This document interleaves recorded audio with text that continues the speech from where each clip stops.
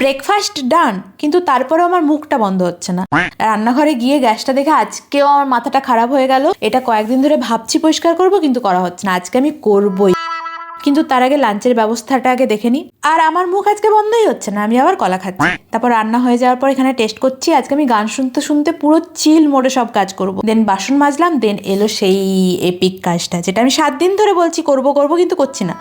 মানে রোজ 2 minute invest করলে যেটা হয়ে যায়, সেটার জন্য আজকে আমাকে পুরো আধ ঘন্টা ইনভেস্ট করতে হলো। Last result was very satisfying, পুরো ঝাঁঝ চকচকে বানিয়ে দিয়েছি।